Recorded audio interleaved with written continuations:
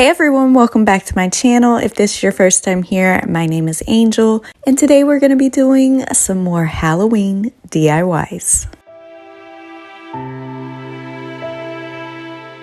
For this first project, I picked up this little wicker basket from my thrift store, and it just kind of looked like a little pumpkin to me, so I'm going to turn this into a jack-o'-lantern for Halloween. The first thing I did was mix up a little bit of rusty orange color to turn this into a jack-o'-lantern, and I'm just going to paint this entire little basket and the top lid part. Now, I find it easier to spray this down with some water to get it to soak into all the little crevices of this little basket. Once it was completely dry, then I'm going to just use some painter's tape and tape out the little triangles for the eyes. Then I'm going to go in with some of my black chalk paint. And again, I just kind of pressed my brush down into there to make sure that it got down into all the little cracks and crevices. Then for the mouth, I just kind of hand drew a little mouth on here with my paintbrush and my black chalk paint. And once I had the general shape, then I just went back in and filled it all in.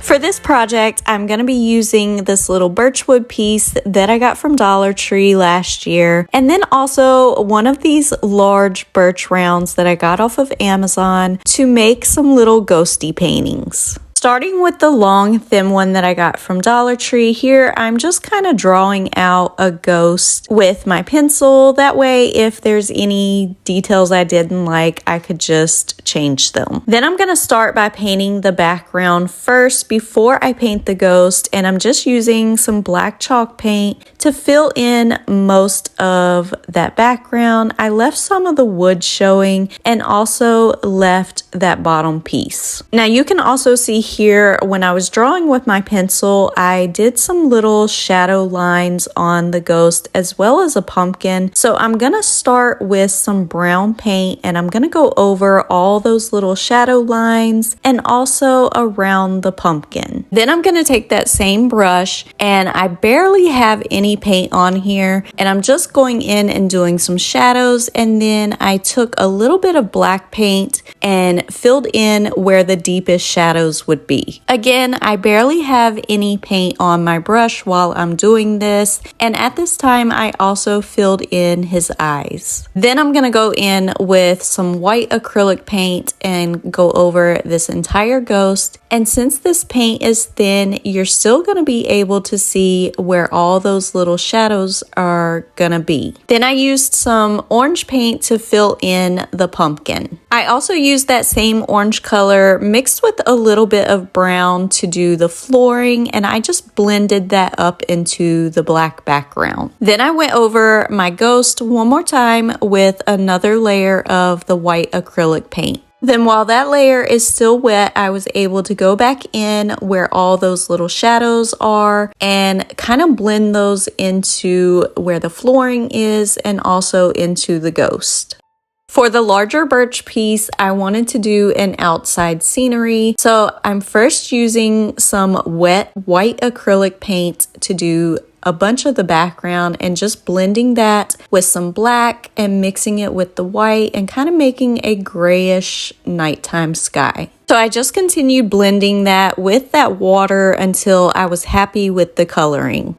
Then I'm going to dip that same wet brush into some black paint, and I'm just doing a couple little background bushes and trees by dabbing my paintbrush onto the birch wood. Then I'm taking a smaller brush and I'm dipping it into some dark red paint and just dabbing that all over the bottom of this to make the ground. I also mixed in a little bit of orange paint as well to make it look like fall leaves. Then I went went back to my bigger brush and dipped it into some water. It still had the black paint and the white paint on it, and I just ran that brush over the ground part to blend that in. Then I mixed up a little bit of brown paint with a tiny little bit of black paint, and I'm gonna put a big tree in the foreground. Then it was time to add in my ghost, and I just did it a similar way that I did the first one, except for this time I started with the white paint instead of the shadows. Then I went into some black paint, added his eyes, and then started doing the little creases and shadows for him. And once I had those all blended in, especially there at the bottom under him, then I go back in with my paintbrush that had the white paint on it and just blend that all in. And finally for this one, I just added in a couple little bats above the ghost.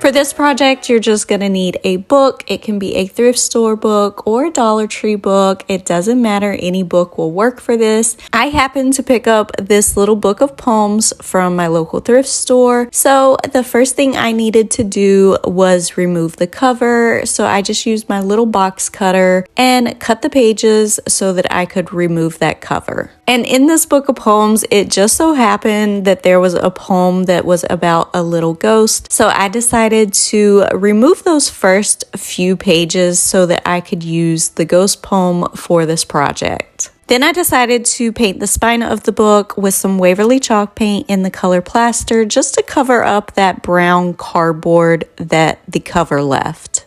Then I'm just going to grab a piece of heavy duty cardstock, fold that over, and use a glue stick to glue that together. And then I drew out two little ghosts. I just hand drew these. You could definitely trace them or use a stencil if you wanted to. But once I had those drawn on here, I cut them both out. Then I'm going to use both of those as a template and draw them onto the little sheet that has the ghost poem. Then I'm just going to use my little box cutter. I have an X-Acto knife, just could not find it anywhere. And this works just fine, but I'm going to go ahead and cut out these little ghosts, but I am leaving them attached to the bottom side closest to the spine of the book. Now, as you're cutting these ghosts out, you're definitely going to cut more than one page, and that's completely fine because here I'm taking that cardstock and a glue stick, and I'm going to sandwich that cardstock in between the pages, and any extra pages that I had cut out, I just used the glue stick and glued those right to my ghost. Then to help these stand better, I cut down little strips of that cardstock, and I'm going to use my hot glue gun and glue those to the ghost and then to the book. And for my taller ghost, I ended up having to add an extra strip. Then I just used my Sharpie marker to make their little eyes. I also felt like the spine of the book was missing something, so I'm using these little spiderweb stamps that I got from Amazon and also this little script stamp, and I just cut a piece from one of those pages I removed at the beginning that would fit the spine of the book, and I'm gonna Mod Podge that right to the cover.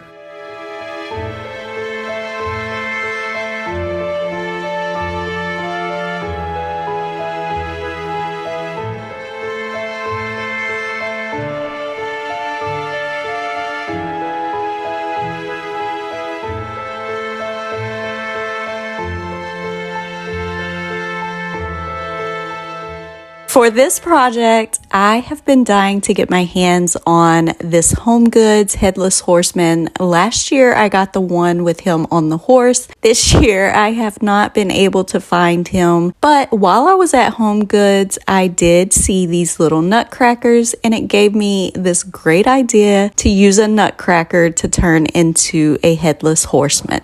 So I thought about using one of my mini nutcrackers that I have from Christmas, but I ended up just getting this one on sale from Amazon to use for this project. because I didn't want to have to go through my Christmas stuff. And this one's actually a really good size. He's about 15 inches and I got him for around $8. So of course I have to take all of his stuff off, and I did have to cut his head off. So I just used my miter box saw for his little surgery, and then like I said, I removed all of his little stuff he had on, the cupcake, the sequins, and the little gingerbread man that was hanging from his hand. So once I had all that stuff removed and his head cut off, then it was time to turn him into the Headless Horseman. So I just used 2 coats of my black chalk paint and painted the entire nutcracker, and all those little tiny areas I just went back in once I had him completely painted and just used a smaller paintbrush to get inside where the little nutcracker piece is. Now, once he was completely dry, I wanted to dress him up just a little bit and give him a little bit of detail. So I'm just using this little mold that I got from Amazon, and I made 2 of these with some air dry clay and then attached them right to his chest piece with some gel super glue. Now, obviously, the Headless Horseman is gonna need a head, so I'm using this little pumpkin mold that I also got from Amazon and some more of my air dry clay. You can definitely just use a little tiny styrofoam pumpkin, wood pumpkin, but I already had this on hand and thought it would be a really neat jack-o'-lantern for him. So I just squished my 2 pieces in the 2 molds and then squished them together, but I'm also gonna gel super glue these together just to make sure that they stay. And then here I'm just using a little bit of water and my paintbrush to smooth out the cracks of the 2 pieces. Then if you remember, the nutcracker had a little hole in his hand where the cupcake was. So I'm just using a little stick and making a hole in the bottom of this, and I'll be able to use that to put on him later. Now I let all of my air dry clay pieces dry for a few hours, and then here I'm just going back in and painting over the pieces that I put on his chest with some black chalk paint. And for the jack-o'-lantern, I just mixed up a little bit of orange paint, and I'm gonna go over this entire thing with 2 coats. And then I decided to go in on the nutcracker and use this little sponge that came with my rub and buff, and I'm only doing the little clay pieces and his belt piece and then those little pieces above his boots. Of course, we couldn't finish him off without a cape, so I'm using just some black fabric that I got from Dollar Tree and a little piece of a cereal box. I just folded it over and used a glue stick to put it together just to make it a little sturdier and thicker. And then I rolled it down into the fabric a couple times and glued that to make a collar for the cape. Then I just wrapped that collar around and closed it with some of my Aleene's fabric glue. Then I just put some clamps on it to hold it for a little while that dried. And this fabric glue works really well, but I did end up deciding just to add a couple stitches with some black thread just to make sure that it would hold. I also wanted to make this cape look a little tattered and worn, so I just used some scissors and just started cutting a couple pieces out of it. Then to attach the cape, I just used some gel super glue right on the bottom of the collar and on the inside and attached it right to the top of him. I cut down a little piece of a small dowel rod from Dollar Tree and attached that with some gel super glue down into the hole of his hand. Then I just added a little more gel super glue so that I could attach the pumpkin onto the top of that. And finally, I just used a little bit of brown paint to paint the stem and do some shadows on the pumpkin, and used my paint marker to make the jack-o'-lantern face. And that's going to be it for today's video. I hope you enjoyed these Halloween projects. Thank you so much for watching. I'll see you next time.